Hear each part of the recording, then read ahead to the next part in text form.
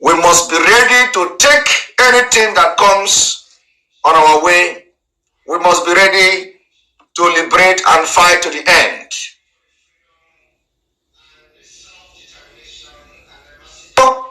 Not going to mind whatever the Nigerian is liable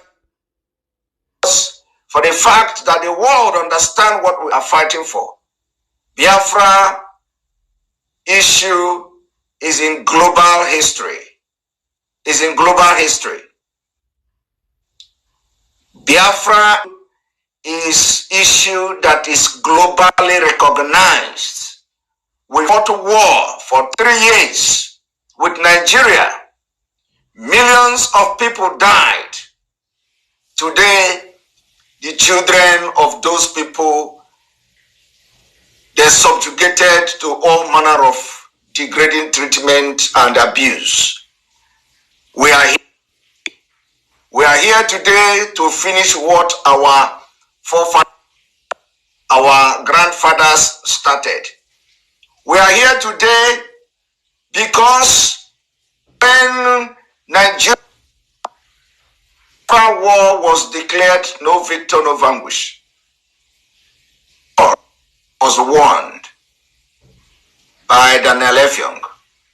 If you do not do children very well, they will rise up again against you.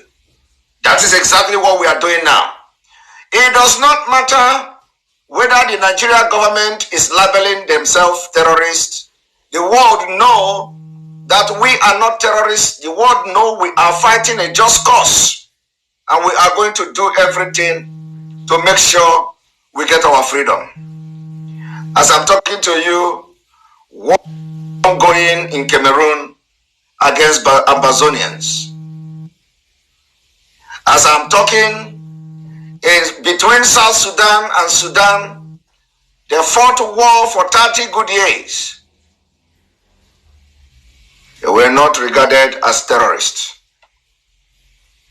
Even the people that were regarded as terrorists in Afghanistan, we see that America is giving them today to be recognized as a government. The condition is only for them to denounce Al-Qaeda.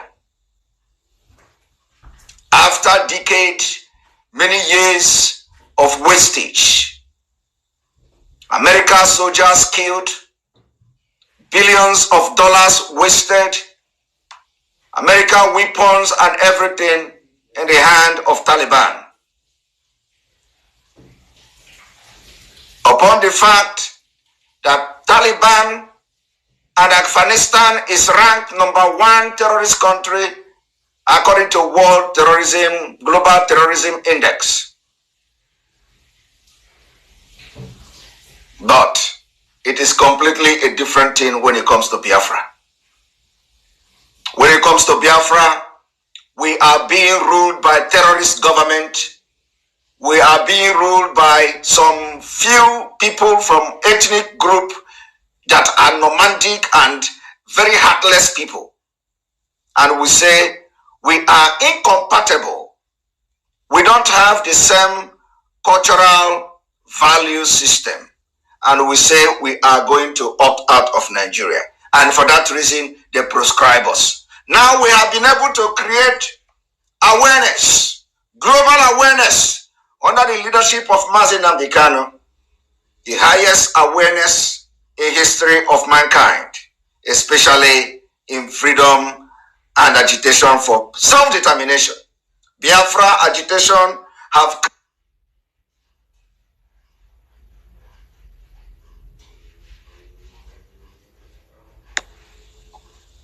that scattered all over the world.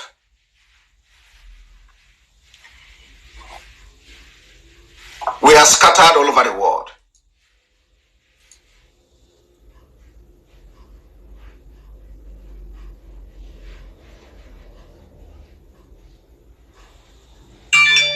We will continue the struggle. We will continue the struggle. We will not be moved. We will not be threatened. We will not be intimidated by any threat coming from anywhere. So when you are in this struggle, the only thing you have to focus is getting Biafra. Do not be afraid of that you are being called a terrorist. You are not a terrorist.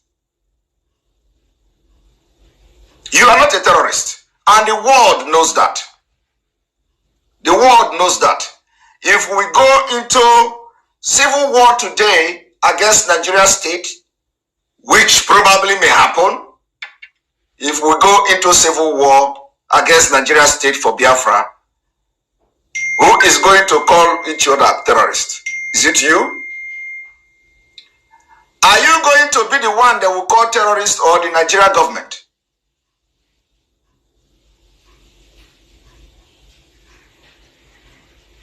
So, welcome to this program. Make sure you invite people and let us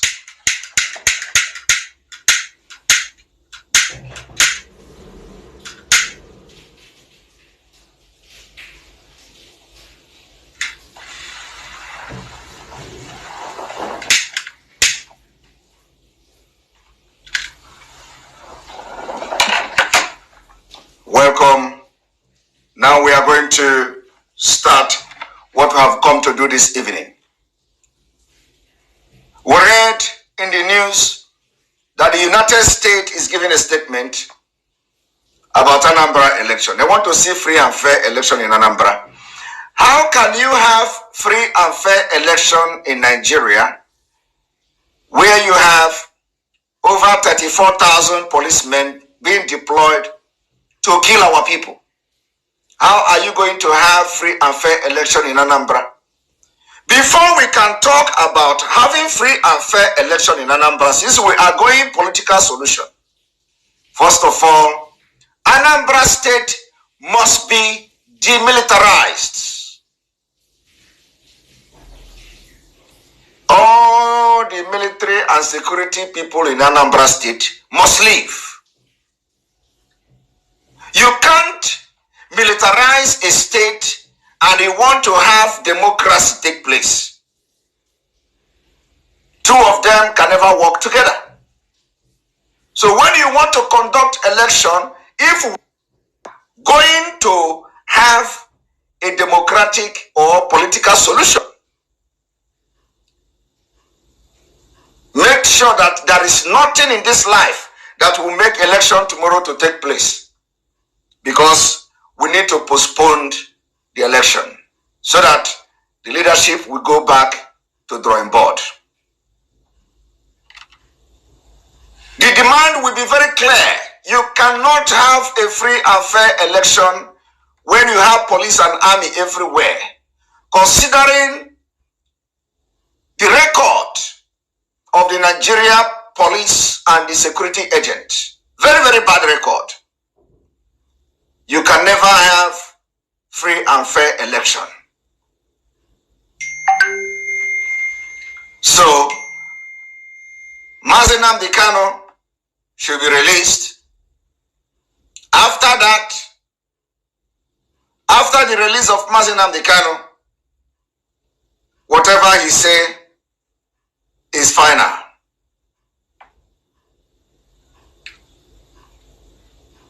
Whatever he say about Anambra election is final. So we demand also the release of all the people that have been abducted and kidnapped by the Nigeria DSS. They are today languishing in prison and incarcerated.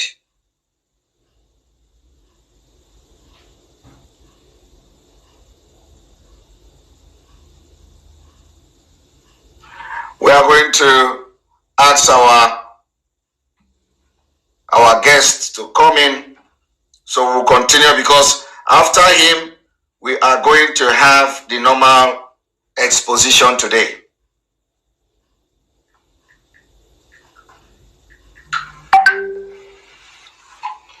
Make sure you hit the like button as you are coming. Those of you watching from YouTube, as you are coming, you are hitting the like button so that other people will understand that we are live and it will appear on their feed. Those who are using YouTube, who are watching from YouTube.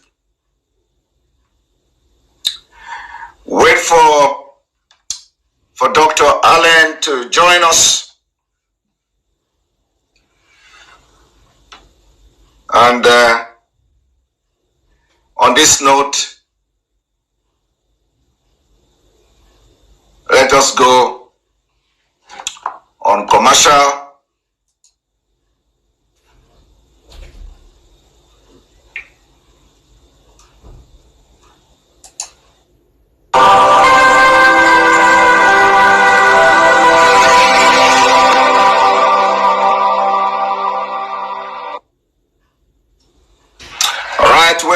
Welcome back.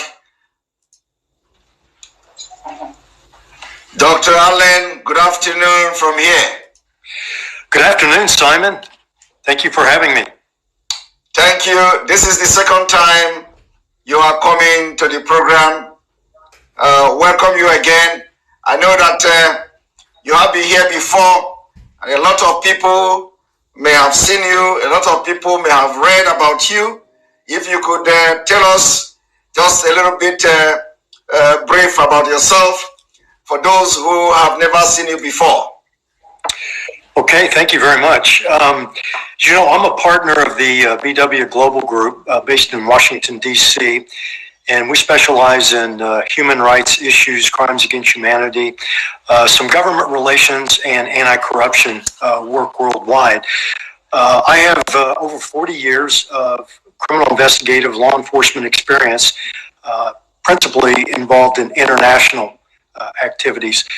My last assignment before I retired from the U.S. government, I was on loan to the United Nations-backed Special Corps for Sierra Leone, where I was the chief of investigations, where I lived and worked in Freetown, West Africa, where I was responsible for directing all the criminal investigations, war crimes investigations of those people that bear the greatest responsibility for the civil war in Sierra Leone.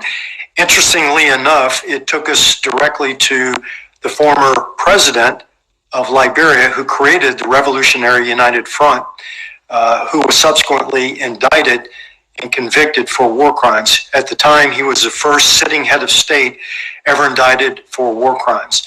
And again, he was subsequently convicted, sentenced to 50 years, and his son was also arrested and convicted for torture related to one of our witnesses and witnesses of the Special Court for Sierra Leone, not directly but indirectly related, and he received a 97-year sentence in the United States.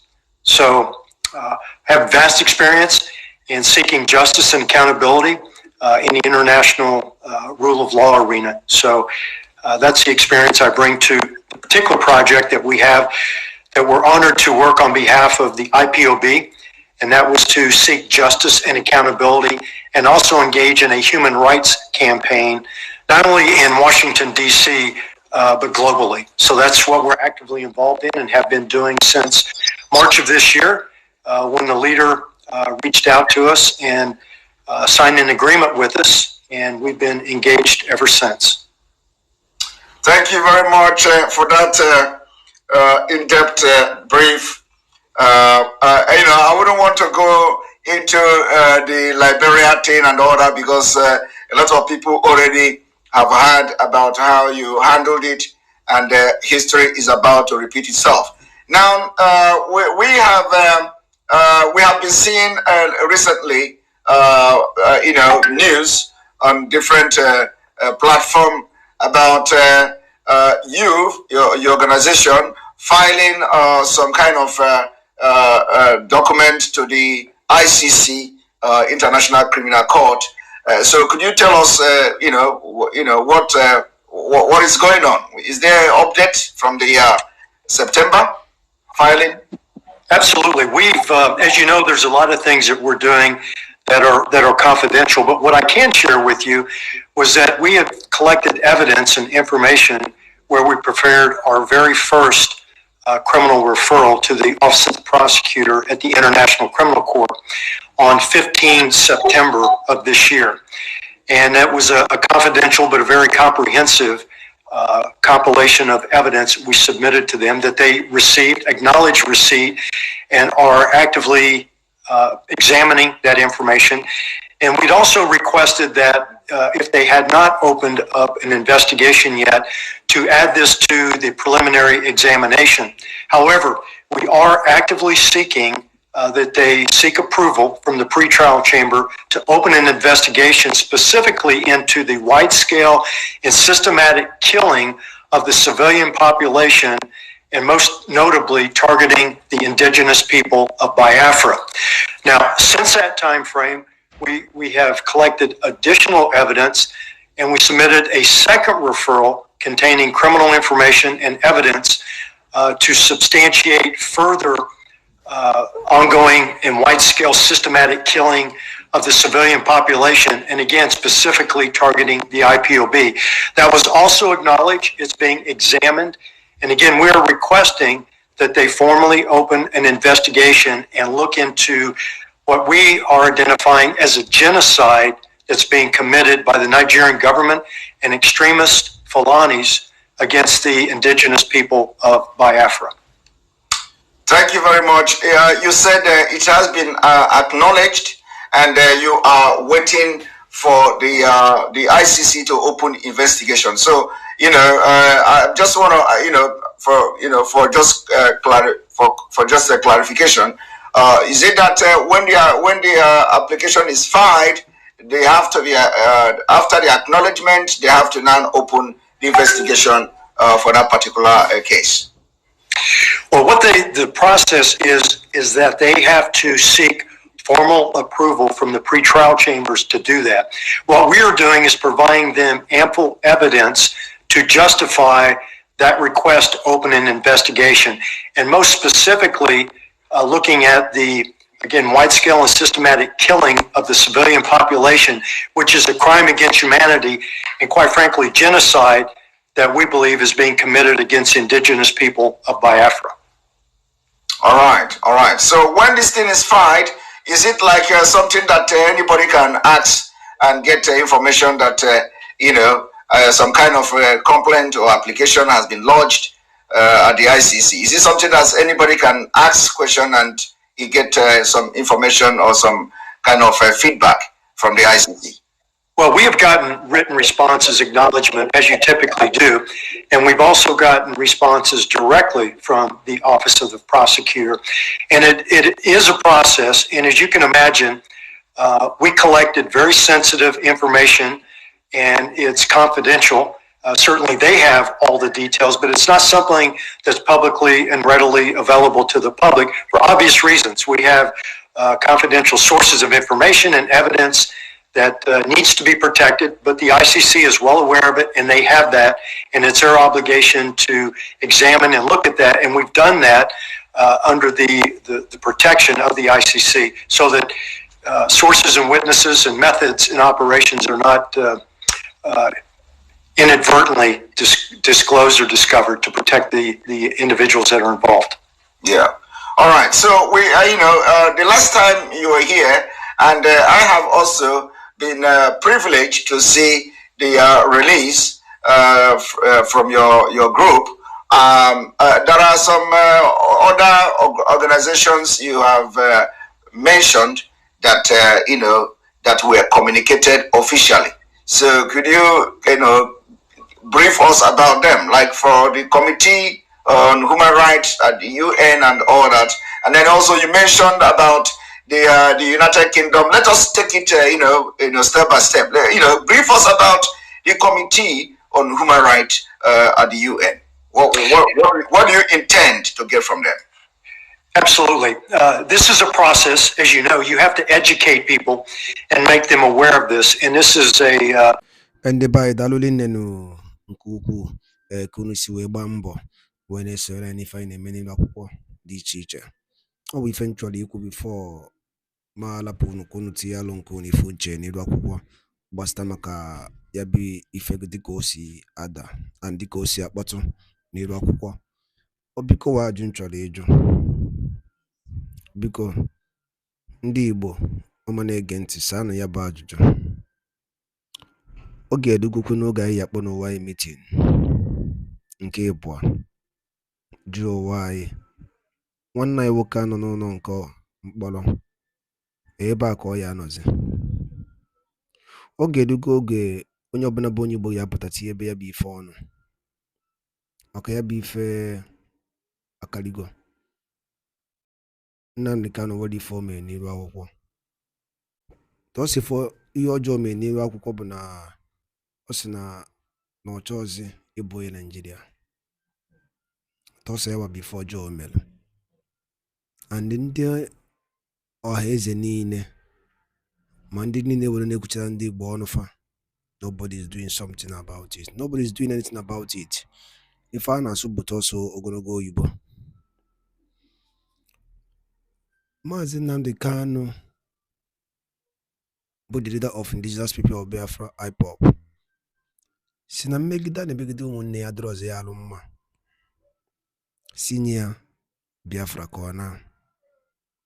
Okay, to tell you that what that thing Maazị Nnamdi Kanu na-ekwu n'eziokwu, since eji Maazị Nnamdi Kanu check the system of Nigeria till now, the system na-ebezi akwa, everything is collapsing. Always ewere ife ọ na-aghọta. Once again, the more you hold him, the more the economy destroyed. He said these things. O kwuru ya ekwu. Ọ bụrụ ife ụmụnna anyị pụta ị na-ekwu bụ kama ka eje yọọ ndị Fulani na mejọrọ ndị Fulani. Chefuo na ha bụ ụzọ wee mejọ ndị Igbo. O nwere ihe ndị Igbo mere ndị Fulani? There's nothing an Igbo man. What if Igbo man mere onye Fulani? Ndị ọhaneze si na na-eje ịyọ ndị Fulani about the killings in 1914. Na-ajụ biko o nwere ihe ndị Igbo mere ndị Fulani?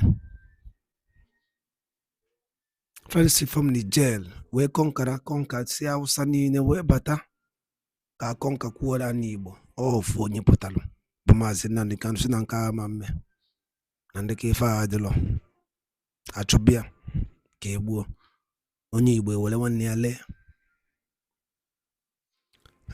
Ya bụ ife bụ ọ bụrụ ihe nji maka ya wee bịa ma ọ bụrụ na ege ọnụ m n'ife anyị na-ekwu n'iru akwụkwọ. Maazị Nnamdi Kanu stand with justice, equity and fairness. O wee ndị emebere iwu iche ọ bụla ajụ na-ajụ ya so ndị Igbo ha ọkwa ejidere ya lapụ ya akwa the same thing Maazị Nnamdi Kanu na-azụ ka ọ na-azụ. Ndị Igbo kpọọ n'owu na meeting jụọ owu na-ajụ ọgwụ nakọ ha m n'ọnụ. Daalụ ri na-ekwusi na-esore anyị. Ọ bụla nke a bụ ụbọchị izu gị na-abịa n'iru akwụkwọ esore na Morning Tea na Eastern News 24 kabaro ka ị subscribe and turn on your notification ka ịlapụ imisi for update dịka ya na drop ya n'iru akwụkwọ oge niile. Daalụnụ ụmụnne m ọgwụ nakọ ha m n'ọnụ. All right, wonderful people. Welcome back to this wonderful channel where we bring you back-to-back update and information as to the hot. In case you have not joined our social media handle, what are you waiting for? Kindly go ahead and subscribe, like, comment, share, and also remember to on your notification button so that whenever our news drops, you go be the first. We'll collect information dropping on my table right now. This information they too appalling as NIG Army don't confirm say they are having one of the founders of IPOB, one of the commanders in IPOB group, the Eastern Security Network wing of the IPOB. The Nigerian Army has reportedly opened up that they are having one of the commanders in their custodies. Let's go down to the full detail of the information. Troops of the Nigerian military attached to Operation Udoka in southeast zone of the country have reportedly arrested a founding father of the indigenous people of Biafra IPOB. The troops also arrested at least 3 notorious leaders of IPOB ESN during raids on the group's hideout in Oso, Imo State, Amarako, and Arochukwu in Abia State. Edward Baba, the director, Defense Media Operation, who disclosed this at Defense Headquarters, Abuja, on Thursday, stated that the troops also neutralized 24 terrorists and arrested 12 violent extremists. Buba, a major general, revealed that the soldiers rescued one kidnapped hostage, adding that arrested suspects have been handed over to the appropriate authorities for necessary actions to be taken. He explained that the raids were carried out in furtherance of the fight to rid the nation of insecurity and take out commanders and leaders of gangs as well as their foot soldiers. Troops at Forward Operation Base also conducted a sting operation that culminated in the arrest of an IPOB leader. The arrested leader, identified as Pius Igu, is a founding father in the ESN group in Osu General Area of Imo State. Similarly, troops at FOB Amarak conducted a raid that resulted in the arrest of another IPOB leader and commander identified as Emmanuel Onwogo. He was arrested in Mbano local government area of Abia State. Related with troops and security forces in a combined sting operation arrested a notorious cult leader named Ifeanyi Rock. He was arrested with them of his combatants in Arochukwu in Abia State, he disclosed. The senior military officer noted that the adversaries engaged the troops in a gun duel during a raid, but they were finally overpowered and suppressed with superior fighting equipment. He added, troops of Operation Udo neutralized 24 men, arrested 12 violent extremists, and rescued one kidnapped hostage.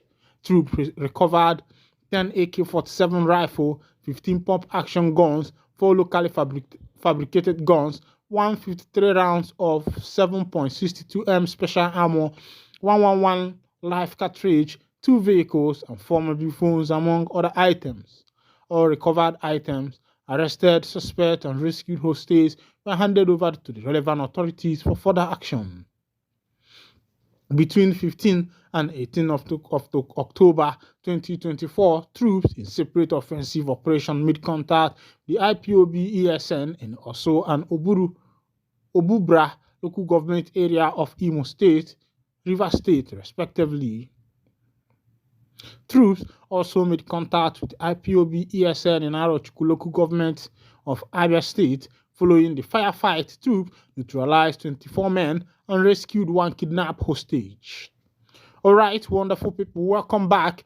This is how it is happening right now in the land of the indigenous people of Biafra. Of course, the report you just had now is coming from the Nigeria military, who are giving reports on how they have been able to neutralize a lot of members of the IPOB and the Eastern Security Network. And if you can see what is actually happening, the NIG army are always giving information on their own part on how victorious they have been, and on the part of the Biafra army, Biafra Liberation Soldiers, they are also giving information on their own part of victory. Of course, you know that this is what is all about. As they be, there has been a major chaos breakout as police, civil defense officers clash. Nigerian police and civil defense officer, that sister security network, have clashed face to face. And I'm wondering, why should there be a clash between the Nigerian police and the civil defense? Of course, both of them are doing the same work. Their utmost interest is to protect the lives of the citizens. But as it may be, it looks as if something ego and other things is taking over the activities of their operation. Let's go down to the full detail of the information. Men of the Nigerian Police Force and operatives of the Nigerian Security and Civil Defense Corps, NSCDC, have clashed in Osun State. Adeleke Kainde, the spokesperson of the Osun NSCDC command, in a statement on Friday, revealed that the problem started on Tuesday, October 22, 2024 at about 8 p.m. when a group of individuals in Ankara clothes with only jacket on top, claimed to be police officers, drove recklessly into Elizabeth Estate with a private Toyota Sienna vehicle. She added that they entered the estate, which is secured by the personnel of the NSCDC Osun State Command to purportedly arrest a suspect. The statement reads, a disturbing incident of barbaric police brutality occurred on Tuesday, October 22, 2024, around 8 p.m. at Elizabeth Estate in Osogbo, Osun State, when a group of individuals claiming to be police officers in Ankara, clothed with only jackets on top, drove recklessly into the estate with a private Sienna vehicle, entered the estate, which is secured by the personnel of Nigerian Security and Civil Defense Corps, Osun State Command, to purportedly arrest a suspect. The personnel of the NCDC on duty as trained officers requested for means of identification, which the individuals who claim to be police failed to provide. Instead, they resorted to intimidation. After their failure to identify themselves, they left the premises of the estate. The situation escalated the following day, Wednesday, October 23, 2024, when a group of police numbering about 20 drove into the estate and descended on one NSCD personnel, physically assaulting him and inflicting grievous bodily harm on him. The video of the incident is attached to the statement. The officer's uniform was torn, he was brutalized beyond description, disarmed, handcuffed like a common criminal, and forcefully taken to Atoja Division before being moved to police state headquarters. Efforts to resolve the issue amicably were made by the commandant of the NSCDC Osun State, Dr. Michael Adarawewa, who raised a team of senior officers who visited the police headquarters. However, the police refused to release the detained NSCDC leader. Well, I don't see as it happen for the Obodo, the country where we find ourselves. Nobody loves nobody. For the Nigerian police to be descending on the member of the sister security, Nigeria Civil Defense Corps, because he requested for a means of identification from police personnel who invaded a state where he is the man in charge, was brutalized the next day. I think that this is the height of the matter, because for me, I believe that these two sister security are supposed to be working hand in hand with each other in providing information for one another. But as it is, because of greediness, intimidation, and showing of power, of course, what I understood there is that the Nigerian police is trying to show off that they are bigger than the NCDC. They are trying just to show force and show of power. But at least they should have shown a means of identification, because they were not on their uniform. They were only on jacket, on Ankara, and their bulletproof jacket on top. And the policeman, the NCDC man there, requested for a means of identification in order to be sure truly that these people are members of the Nigerian police. But on the next day, he was seriously brutalized, which is very, very wrong. Thank you for listening. And if this is your first time of joining us on this wonderful channel, kindly go ahead and subscribe, like, comment, share, and also remember to on your notification button so that whenever our news drop, you will be the first to collect. And thank you for listening. God bless you. From the hand of the men of the indigenous people of Biafra Liberation Army. But as you debut today, the information will be say it drop from my table, say table turn today on today's own, that the people who received it were the men of the Biafra Liberation Army. As it be, let's go down to the full detail of the information. Operation of the 82 Division Nigeria Army and the Joint Task Force Southeast Code, named Operation Udoka, has smashed camps of indigenous people of Biafra and its Eastern Security Network, IPOB, and ESM armed wing within the southeast. The troops neutralized 4 IPOB ESN armed men, rescued 14 people, and checked crude oil bunkering within the southeast. This is contained in a statement issued by Lieutenant Colonel Jonah Unuakalo, Acting Deputy Director, 82 Division Army Public Relations, on Wednesday in Enugu. Unuakalo said that troops of 82 Division Nigeria Army and Operation Udoka had continued to sustain its offensive against the IPOB ESN criminal across the southeast. He noted that in a series of well-executed operations, troops had successfully repelled and raided the independent hideout as well as clamped down on the activities of illegal oil bunkering within the joint operation area. He stated that early hours of Tuesday, October 22, troops of Sector 5 of Operation Udoka deployed at Forward Operational Base FOB Agwata with other security agencies while on routine patrol within Ibuku and Oga axis of Agwata Council area of Anambra came in contact with members of IPOB ESM. Quoting him, during the firefight, troops firepower forced the IPOB to flee in disarray. During the encounter, one IPOB ESM member was neutralized, two black-colored Lexus Jeep with no registration number and one pop-action gun with 3 cartridges were recovered. On Monday, October 21st, troops deployed at FOB Lilu also came in contact with the group after detonating an improvised explosive device IED planted along the supply route.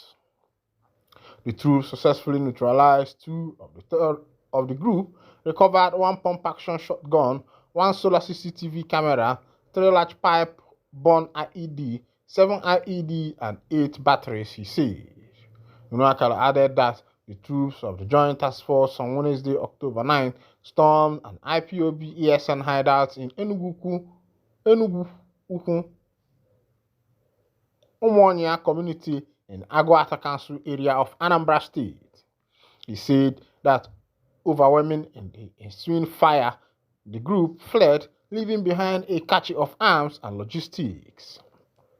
The statement read, the troops swiftly searched and destroyed the hideout, recovering 78 rounds of 7.62 mm and 39 mm ammunition, 13 rounds of 9 mm ammunition, 20 live cartridges, a pump-action gun, a locally fabricated pistol, an AK-56 magazine, and 6 vehicles found within the camp.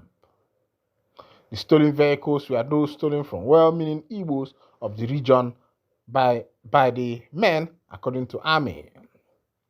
He said that the same vein, on October 10th, troops of the 82 Division carried out an ambush operation in Lilu community in Anambra to deter the insurgents' freedom of action. During the ambush, troops neutralized 1 IPOB ESM member and recovered 100 radio, 4 improvised grenades, 1 encased IED, and 1 solar-powered CCTV.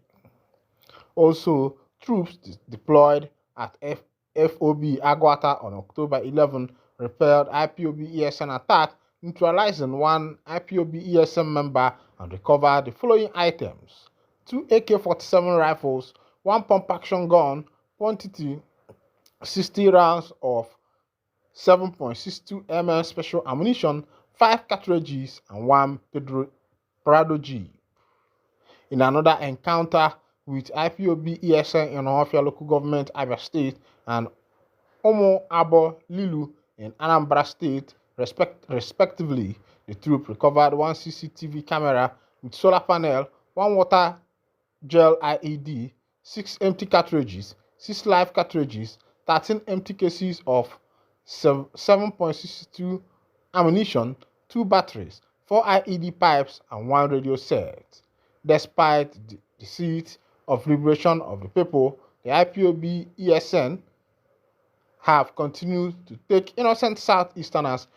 This one is coming. This report, of course, you need to know where the report is coming from. The report is coming right from the NIG Army. Another information we just entered my table as I bring you this information. This one just entered that government don't buy about 6 people near Nande Azikiwe school gate. Let's go down to the full detail of the information.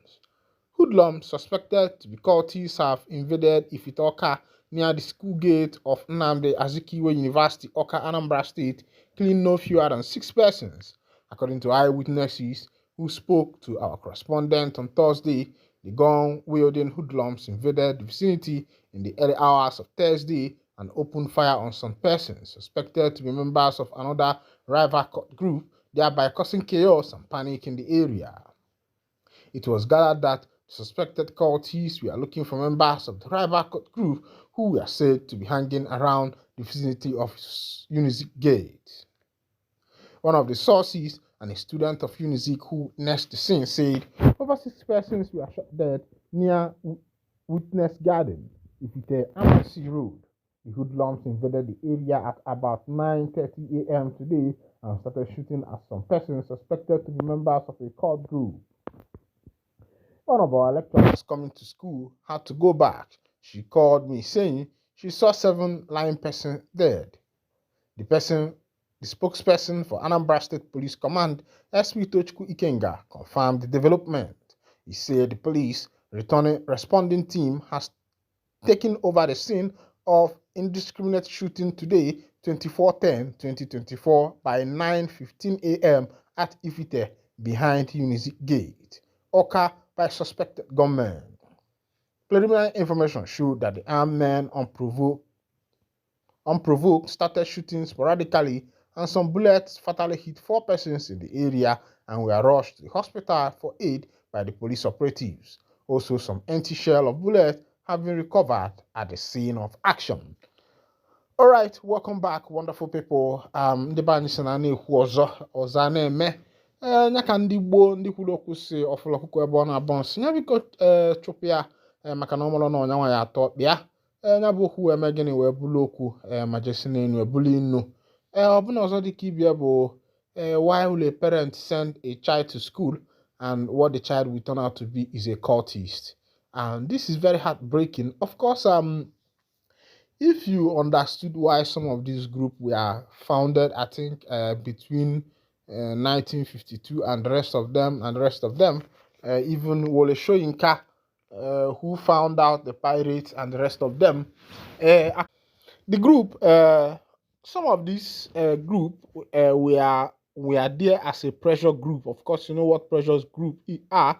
They are like a union who pressurize the government or other organizations to work in tandem with their members.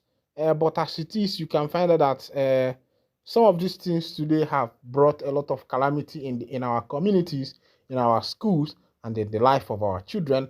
And I think that government, and also people who are guarding this group should be able to make the vision clear for their members in order for them not to jeopardize their lives and their destiny as students. Meanwhile, as it be, let's go back on other information as it happened in same Anambra State where the Biafra Liberation Army don't clash with the men of NIG Army. And this one we hear say members of the NIG Army don't collect Woto. And as it be, they say those Biafra boys, they carry all their shoe. They say this one no be bulletproof way white man they do. They say this one, if you shoot them, you know go enter. Meanwhile, let me wind down the curtain here. And if this is your first time of joining us, kindly go ahead and subscribe, like, comment, share, and also remember to on your notification button. Thank you for listening. God bless you.